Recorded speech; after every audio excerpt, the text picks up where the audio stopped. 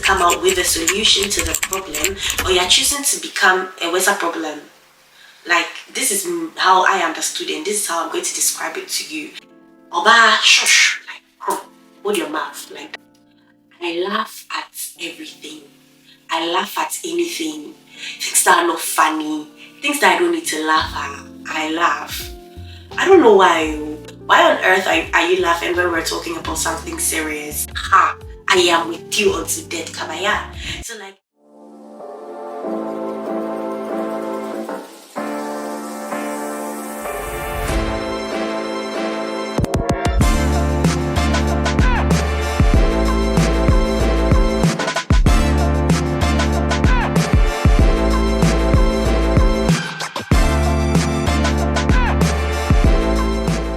hello everybody and welcome to this YouTube channel with me, Laura. I'm finally getting an intro for my YouTube channel, so I'm really excited about that. But welcome boys and girls, and it's another video. Before anything, I realize I don't say this enough in my videos, so don't forget to like, share, comment and subscribe. Welcome. Thank you for sticking with me. I hope you've been blessed by all of the other videos. I hope you absolutely loved them and you learned something from there. If you learned anything, please feel free to share them in the comment section. I would really appreciate that. And yeah, so it's another video obviously, and I'm trying to be more consistent with finding a day to upload videos. I think for now I'm doing Tuesdays. I'm also trying to look at maybe go more than just like once a week, but I think that would be something that I'll have to consider. But today I'm talking about coping mechanisms, or better still, how you're getting your head right. I think we've spoken about burnout, we've spoken about all of these other things, and I think this last week I don't remember what exactly that I was doing, but I just thought, you know what, let's share something about coping mechanisms. It's quite an interesting thing to maybe think about or something to talk about. So yeah, coping mechanisms. Firstly, what are coping mechanisms? So like, you know, there are those things that you would normally implement when it comes to being able to, I don't want to say cope with that situation, but there are those things that you normally do to be able to like find yourself not going crazy over something. So like, they're basically your coping lifestyle that you adopt for something. So I have different coping mechanisms, right? Like, there are different coping mechanisms that I adopt when it comes to my personal lifestyle, and one of the worst is laughing. I laugh at everything. I laugh at anything. Things that are not funny, things that I don't need to laugh at, I laugh. I don't know why, but like, I think it's also from that speech, that little video. If I don't laugh, I will cry. So let me laugh. If I no laugh, I go cry. So it's better I laugh, even if I have to force it. I will laugh right now. I'm in trouble. I find myself in trouble. I've annoyed somebody. I have to get something done. I'll start laughing. And so when people think that like, oh, you don't care. It's not like I don't care. It's just me trying to like, I think sometimes it's a way for me to get my head into whatever is happening, to be able to like absorb like, okay, sis, like this happened and you sort of need to like, you know, like you've messed, like this has happened and you need to get your things together. So one of them is laughing, and it has helped me in some cases, although in some cases it's really annoying, because sometimes my friends can be talking about something serious and then I just burst out laughing, and then they feel like, oh, you're not taking me seriously. And I understand them, because why on earth are you laughing when we're talking about something serious? And it's one of the coping mechanisms I've had to work on, because it can come out the wrong way. And no, I think I said it in my video about friendships. You're making the effort in your head, but actions speak louder than words. So it's like, it's in your head that you're doing it this way, like you don't mean it this way, but your action is saying something else. So it's one thing that I've actively had to work on, right? And Although it's helpful because it lets you simmer down. For example, when I laugh about something, I don't know what your coping mechanism is though, but when I laugh about something, it helps me simmer down. It gives me like a 5 minutes or 10 minutes break, or like breather from whatever that is happening. Then I go back to reaccess whatever that is happening. Then I can like pick myself up again, because I used to worry a lot. I'm a thinker. Like, I'm a thinker.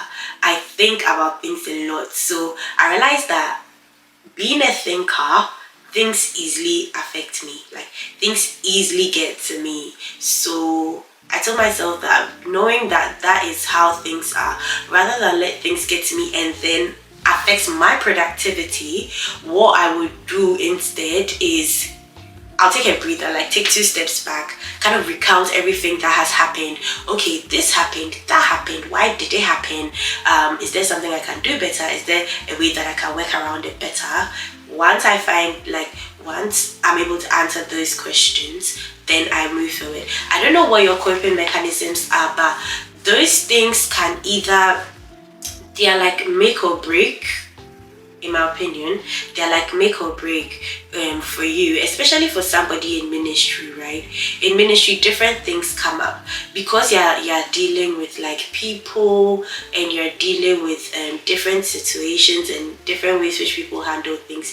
If you don't come out right, somebody can easily get offended. Do you understand? I think they're like, for example, when you go to the Bible, right?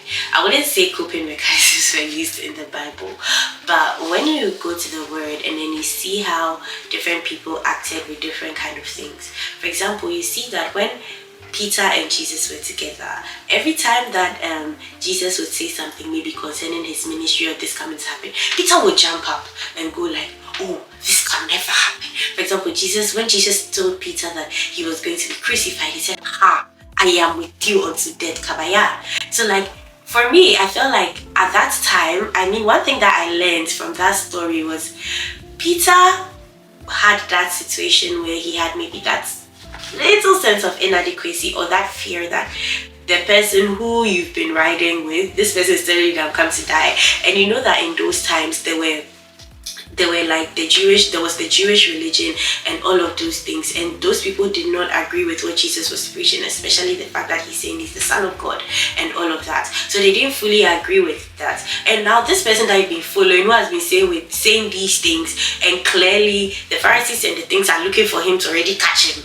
This person is saying I'm going to die. They are like, hey, you have been following you are saying you're going to die. So it was more or less like Peter's response, or Peter's coping mechanism to not feeling that sense of fear, was to always come to the place of defensiveness. And sometimes that's how it happens when for most of us that can be our sort of coping mechanism. When, for example, you are approached for doing something wrong, or you're told that you did something wrong, immediately you get defensive. And that's one thing I've learned when it comes to people. When you tell somebody that they did something wrong, they are ready to give you reasons why they did what is wrong. But one thing I'm actively learning, I've not become perfect with it, because see, I am somebody who can give reason. I can give you reason very quickly. You tell me anything, I have a reason why I did it. But I'm learning not to give reason for anything. I'm learning to more and more hush up my mouth, like be more silent, like be actively silent. That when somebody tells me this, I like Peter, like you know how Peter will jump up and like, me, I will not look at you die. Hey, me, I will be there for you. In fact, when the soldiers came, they come to arrest Jesus. He cuts the person's ear. So instead of me always coming up as a kind of, always wanting to come on that defense, that was where I picked up my coping mechanism of laughing from. Because if you tell me that I've done something, I'm like, then I'll laugh at more, like I'm laughing at myself that, oh Charlie, like you've messed up, like, oh Charlie, you've messed up. That's it. So it's like, oh Laura, like you could, it's like, oh Charlie, Laura, like you couldn't do this thing, like you couldn't get. So I'll just start laughing at myself, but then it doesn't always come out like that. So it more or less stops me from being defensive. But then that's like an automatic defense mechanism or coping mechanism that most of us adopt. And I feel like it's something that we should learn. Sometimes it avoids you the opportunity to learn. It robs you of the opportunity to learn, or it makes learning, it takes longer to learn something. And this is me talking from experience. So it's me learning to like really like oba shush, like hold your mouth, like that's me. It's actively learning to do that thing. And it's been fruitful, it's been amazing. And I'm learning, like I said, I'm learning to not laugh too much at things, because like sis, it's really not funny. It's actually not funny, but I'm learning to not have to do that every single time. And I'm learning now to take a breather without having to laugh. Like, so when I'm told something happens, I really most of the time go back. I always go back, look at where the issue started from. Sometimes it's slow, like sometimes I'm very slow with it. So like someone may think that, oh, like you're not doing what, like you're not attaching that much importance, and it's understandable, because sometimes you need to come up faster, like you need to double up. So it's like I'm learning to be faster with that, but mostly I try like double back.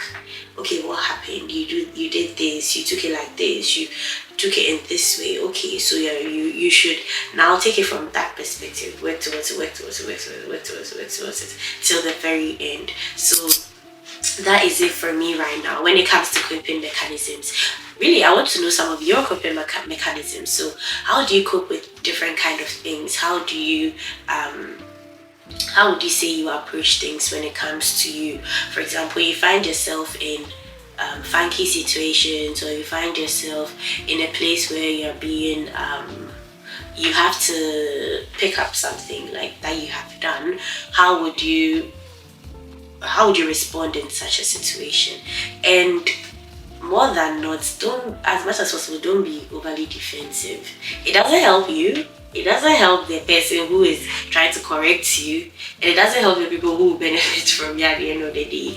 Being defensive only elongates the matter, like it only makes it more, for excuse me for my non-Ghanaian audience, it makes it ting like a train unprovoked. Yeah.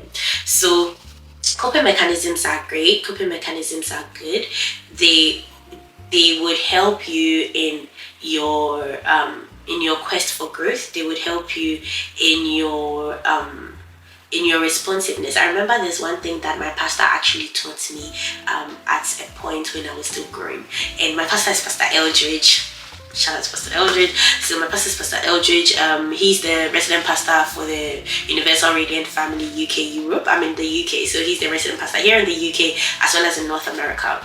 So he taught me something. He said there are 3 R's when it comes to every situation. He said there's the reaction, there's the recovery, and then there's the reaction, there's the response, and then there's the recovery. So he said the reaction is always how you react within that moment, and he said that can always be corrected. The response is how you would now you would, like after your reaction, how you would now respond to that reaction. So for example, you're told that you didn't do something right, or you're told that you're not good at your job. For example, I had a situation at my job recently, and my manager was really upset with me. My response right after that reaction would demonstrate a lot, because after that I can become either lackadaisical, or I can take active measures to show that I'm not going to do that thing again. So that responds to like the effect of the reaction. So your effect, whatever that you do to your initial reaction. And then there's the recovery, which is how you recover from that situation. And he said that is the most important thing. And I remember that particular day he taught me that thing, and that was in 2019. He taught me that thing after he had corrected me about something. And like I told you guys at the beginning of this video, for this channel I try to be as open and as raw, and talk about all my ministerial mistakes and everything. So he told me off about something, and at that point when he told me off about something, God, I can just go like, I'll just no, if since you said I've not done it right, then I'll not do it. Cry, like, don't ask me to do it again. That was me. Like, don't ask me to do it again. And I won't say I'm perfect now because I'm still learning. So he told me that, and then I remember when he corrected me, my initial response was, but like I'm trying, like I'm trying, and then I just sat down, and then I didn't take any action. And then he told me this. He was like, there are 3 R's to every single thing. You have to learn how to recover. You have to learn how to react to things. You have to learn how to respond to things. You have to learn how to recover.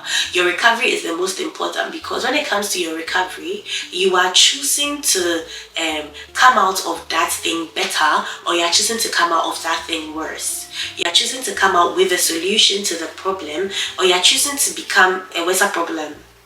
Like, this is how I understood it, and this is how I'm going to describe it to you. Is you recovering from it is showing that you are either coming out with a solution to say that, oh, coming out of this thing, I'm not going to address this thing in this kind of way. I'm going to look for a better way to make sure that it doesn't happen this way again.